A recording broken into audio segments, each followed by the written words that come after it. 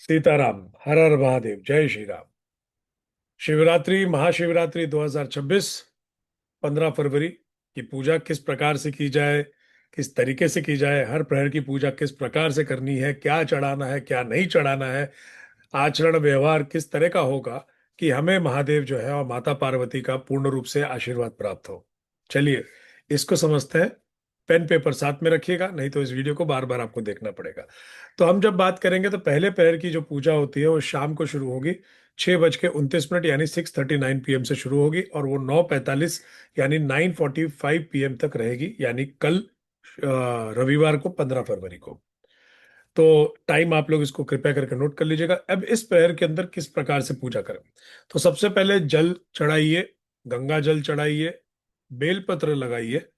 मतलब बेलपत्र चढ़ाते हैं और चंदन महादेव को चढ़ाया जाता है और यहाँ पर सफेद फूल चढ़ाने चाहिए। अब 6:29 से 9:45 यानी 6:39 to 9:45 PM तक के बीच में ये चार या पांच चीजें चढ़ती हैं। जल, गंगा जल, बेलपत्र, चंदन और सफेद फूल माता पार्वती और महादेव को चढ़ाए जाते हैं। और जब इनको हम चढ़ाते हैं तो इसका मतलब होता है हम शुद्धिकरण करते हैं और अपनी मनोस्थिति को, हम दिमाग को शांत करते हैं और भगवान से हम प्रार्थना करते हैं, कामना करते हैं। अब दूसरे पैर की पूजा किस प्रकार से की जाए। दूसरे पैर की पूजा शुरू होती है 9:45 से 12:52 तक, यानी 9:45 PM टू 12:52 AM तक, यानी 16 फरवरी लग जाता है अंग्रेजी हिसाब से। तो यहाँ पर क्या चढ़ाएं, अब यहाँ से शुरू होता है दूध, दही, शहद, घी, शक्कर, पंचामृत बनाकर आप चढ़ा सकते हैं और अलग अलग भी चढ़ा सकते हैं और फल चढ़ाए जाते हैं।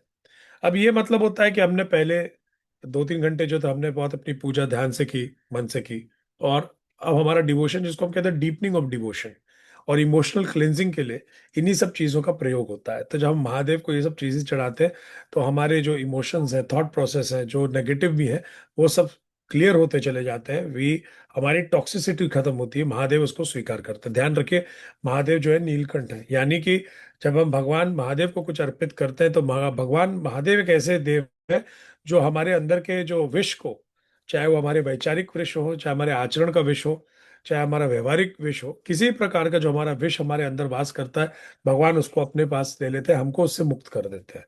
इसलिए उनको नीलकंठ महादेव भी कहा गया है। और जब हम समुद्र मंथन हुआ था तो उन्होंने कोलाहल, जिसको हलाल भी कहते हैं, और उसको धारण किया था अपने गले के अंदर। तो इसीलिए वो का जो मूल तत्व है वो है आपके विष को धारण करना और संसार के विष को धारण करना और संसार को विष से मुक्त करना। तो ये बहुत इंपॉर्टेंट है कि ये चीजें आप दूसरे प्रहर की पूजा में चढ़ा। अब तीसरे प्रहर पे आते हैं जो बहुत इंपॉर्टेंट प्रहर होता है। लोग यहाँ तक जग नहीं पाते, लेकिन शिवरात्रि का मतलब ये होता है कि रात भर जगना। तो तीसरे प्रहर की पूजा जो चालू होती है वो 12:52 AM से शुरू होकर 3:59 AM, 16 फरवरी की अगर हम बात करते हैं तो 16 फरवरी को चल रहेगी। 12:52 AM टू 3:59 AM तक। अब यहाँ पे क्या चढ़ाना है, यहाँ पर महादेव को चढ़ाई जाती है सबसे इंपॉर्टेंट चीज है भस्म, यानी विभूति। यहाँ पे उनको चढ़ाते हैं धतूरा, उनको चढ़ाते हैं रुद्राक्ष, और उसके बाद आप जो है ध्यान से मंत्र जाप करते हैं। देखिए, यहाँ पे मंत्र जाप करना कठिन होता है क्योंकि नींद जो होती है, कहा जाता है शिवरात्रि की जो रात ऐसी होती है जहाँ पे मेलोटोनिन जो होता है, जो हमारा स्लीपिंग हार्मोन होता है, वो बिल्कुल चरम सीमा पे होता है, तो उस समय नींद बहुत आती है। लेकिन देखिए, ध्यान रखिए, जब आप एक नींद को दबाएंगे, जब आप मंत्र का, भगवान का, महादेव का आप सहारा लेके आप नींद को अपने दबाते हैं तो आपकी स्पिरिचुअल अवेकनिंग हो जाती है, आपका ईगो खत्म होता है। क्योंकि नींद एक ऐसी चीज है, इसको दबाने के लिए आपको बहुत सारी चीजों, बहुत शक्तियों को एकत्रित करना पड़ता है, अपने ध्यान को केंद्रित करना पड़ता है, तो इसी से आपकी स्पिरिचुअल अवेकनिंग भी हो जाती है।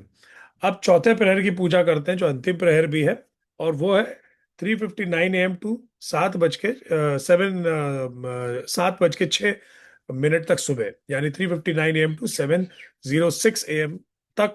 हम जो बोलते हैं इसको आप मानकर चलिए फरवरी 16 लग गई, चौथे प्रहर की पूजा है।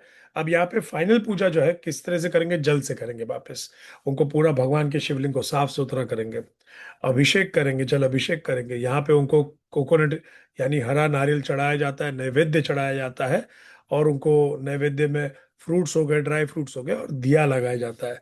यहाँ पर भगवान से हम कामना करते हैं कि भगवान आप हम पे दया करिए।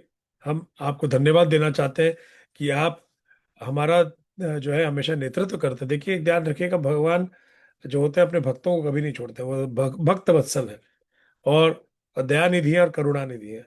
तो वो उनका आशीर्वाद लीजिए और फिर आप अपने जीवन की नई शुरुआतों को जो है आप उसको शुरुआत करिए, तो देखिए आपके जीवन के अंदर बहुत बढ़िया जो है वो होगा। अब इन सारे चारों चारों प्रहर में एक होता है निषिद्ध काल, जो सबसे ऑस्पिशियस समय माना जाता है। इस ये होता है 12:09 से लेके 1:01 तक आपका चलेगा। ठीक है, लगभग 1 घंटे के आसपास का होगा, थोड़ा सा कम। तो 12:09 सुबह AM की बात कर रहे हैं, और 1:01 AM 16 फरवरी तक जाएगा। और इसके अंदर बहुत इंपॉर्टेंट है कि यहाँ पर आप अभिषेक करें पंचामृत से, ओम नमः शिवाय का जाप करें, मेडिटेट करें, और क्या ना करें ये भी आप समझ लीजिए। पहली बात, क्रोध ना करें, ईर्ष्या ना रखें, घमंड त्याग दें। भर भर के खाना खाना, साबूदाना खा रहे हैं ठीक है, लेकिन 4-4 5-5 प्लेट खा रहे हैं नहीं। खाना कम रखिए, तो नींद भी कम आएगी, वो भी बहुत इंपॉर्टेंट है, इसलिए खाना हमेशा कम खाया जाता है। तामसिक खाने जो होते हैं वो बिल्कुल भी, जैसे प्याज लहसुन, तो सवाल ही नहीं उठता। तो तामसिक खानों को अवॉइड करिए। और सबसे बड़ी बात है, शिवरात्रि की चारों प्रहर की पूजा के अंदर इलेक्ट्रॉनिक्स का जो इस्तेमाल होता है उसका सबसे मिनिमम रखें। इनकी जो वेव्स होती हैं वो इंटरफेयर करती हैं, आपको ध्यान केंद्रित करने में आपको रोकेंगी। इसलिए मैं हमेशा कहता हूँ मेडिटेशन के टाइम पे भी आप लोग अपने मोबाइल फोन या किसी भी इलेक्ट्रॉनिक गैजेटरी को आप थोड़ा दूर रखिए। तो मोस्ट इम्पॉर्टेंट है। अब इसके अंदर हम लोग पारायण कब से करेंगे, मतलब जो हम लोग कहते हैं कि जो ब्रेकिंग द ब्रेकफास्ट, जो ब्रेकिंग द फास्ट बोलते हैं, नॉट ब्रेकफास्ट, तो वो कब करेंगे, तो वो 7:06 से 3:46 तक 16 फरवरी को आप कर सकते हैं, यानी 7:06 AM से लेके 3:46 PM तक आप कर सकते हैं। तो क्या करें, सीधा समोसा जलेबी फाफड़ा? बिल्कुल नहीं। जब भी कोई भी फास्ट तोड़िए तो ध्यान रखिए, और वैसे भी आपके शरीर के अंदर 24 घंटे के फास्ट के बाद अगर आपने जल के ऊपर रखा है तो आपका एक प्रोसेस चालू होता है ऑटोफेजी, जो आपके पुराने सेल्स को ब्रेक डाउन करता है, यूज करता है, रिसाइकिल करता है, टॉक्सिसिटी हटती है।